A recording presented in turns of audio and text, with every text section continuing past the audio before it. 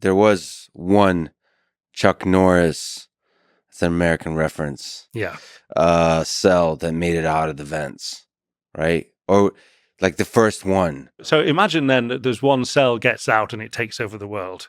It gets out in the water. It's like floating around. We're deep in the ocean somewhere. Yeah. But actually, two cells got out. And they appear to have got out from the same vent because they both share the same code and everything else. So unless we've got a million different common ancestors in all these different vents. So either they all have the same code and two cells spontaneously emerge from different places, or two different cells, fundamentally different cells, came from the same place.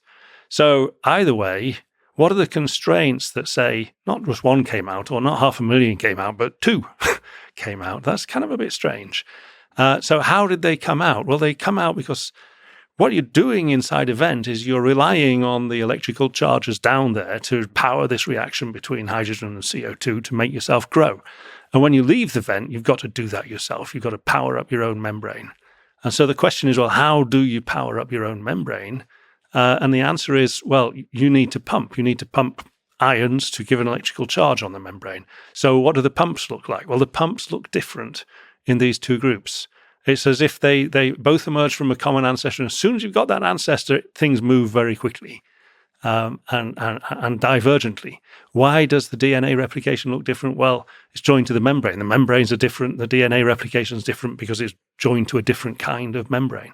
So there's interesting, this is detail, you may say, but it's also fundamental because it's about the two big divergent groups of life on Earth that seem to have diverged really early on. It all started from one organism, and then that organism just start replicating the heck out of itself with some mutation of the DNA. So like there's a competition through the process of evolution.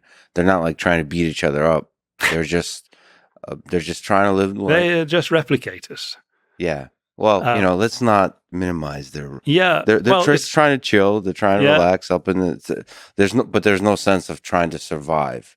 They're replicating. I mean, there's no sense in which they're trying to do anything. They're just a kind of an outgrowth of the Earth, you might say. Of course, the aliens would describe us humans in that same way. They might be right. This primitive life. It's just ants that are hairless, mostly hairless. Overgrown ants. Overgrown ants.